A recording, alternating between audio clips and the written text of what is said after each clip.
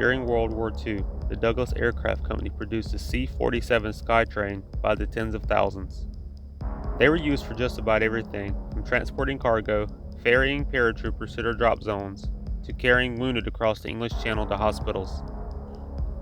Even after technology had long surpassed the C-47, it remained a staple of U.S. cargo delivery into the Vietnam years, mainly due to its simplicity, ruggedness, and reliability. It was just a rock-solid aircraft. By the early 1960s, the Air Force started experimenting with side-firing gunships. The C-47D was chosen as an easy and inexpensive platform to practice on. U.S. Air Force Captain John Simons was one of the men that was chiefly responsible for the development of the C-47 gunship. All of his superiors were skeptical of the results of having a slow, outdated aircraft flying low in circles over an active combat zone.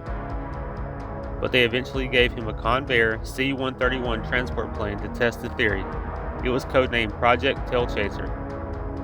Not a tongue-in-cheek codename at all, right? The funding for this project was next to nothing. Simons had to fight for every dime he got for the project. It wasn't until the arrival of Captain Ron Terry that the project had more life breathed into it. Terry had just completed a tour in Vietnam and understood that the Viet-Cong attacked primarily at night, when fast-moving jet aircraft struggled to locate and actually hit the guerrilla fighters. He had seen C-47s used to drop flares successfully to illuminate and spot enemy fighters at night with huge success. Terry had thumbed through the project reports and stumbled upon Project Tailchaser.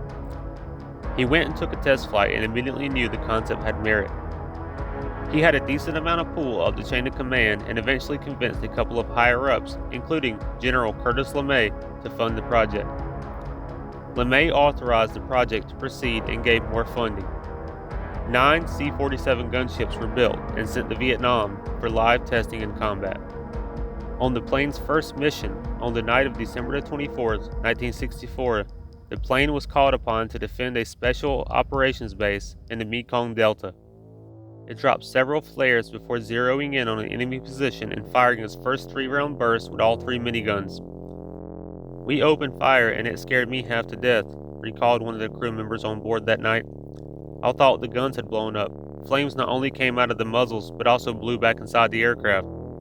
The plane fired 4,500 rounds on that mission, and the shocked Viet-Cong quickly retreated.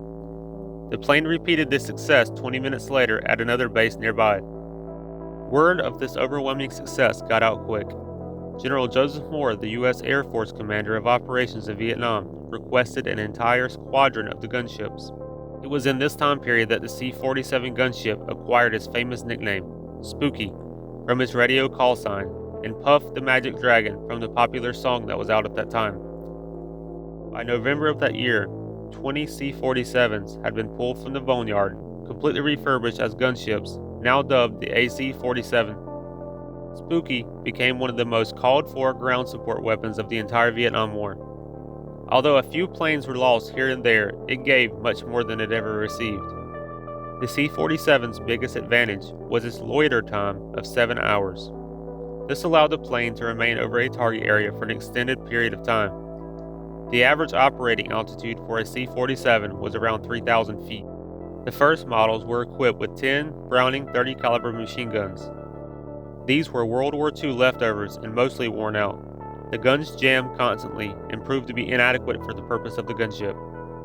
Finally, a trio of M134 7.62 caliber miniguns were settled upon as the ideal armament. All 3 of the guns were aimed out of the left side of the aircraft. The original rate of fire for this configuration was over 6,000 rounds per minute, but was slowed down to around 3,000 rounds per minute to conserve ammunition. The standard ammo loadout for the C-47 gunship was 21,000 rounds. The C-47 also carried flares in order to illuminate targets at night, which was the primary time the enemy would be operating. The majority of Viet-Cong and NVA attacks usually occurred during darkness. Between 20 to 60 flares were carried depending on the mission. The Mk-24 flares that were carried by the plane had 2 million candle power and lasted up to 3 minutes. The C-47 gunship had a standard crew of 7 men, a pilot, a co-pilot, navigator, flight engineer, loadmaster, and 2 gunners. The guns were aimed by a World War II gunner sight mounted in the pilot's side window. He simply banked the plane properly until the rounds were striking what he wanted them to hit. The success of the aircraft led to more AC-47s being built and sent to Vietnam. 2 more squadrons, the 3rd and the 5th, were formed, and all 3 units were under the control of the 14th Air Command Wing. 53 AC-47s were built for Vietnam, 15 of them being lost between 1965 and 1969. The Air Force was so impressed with the gunships, Ron Terry, who was now promoted to a major, began development of his successor, using the Fairchild C-119 flying boxcar. What resulted was the AC-119 Shadow gunship, more heavily armed and faster than the C-47. By 1969, the AC-47 was being phased out in favor of the AC-119 Shadow.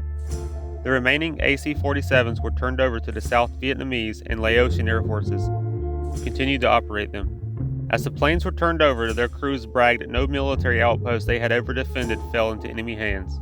The AC-47 continued operation by the South Vietnamese until the nation collapsed in 1975.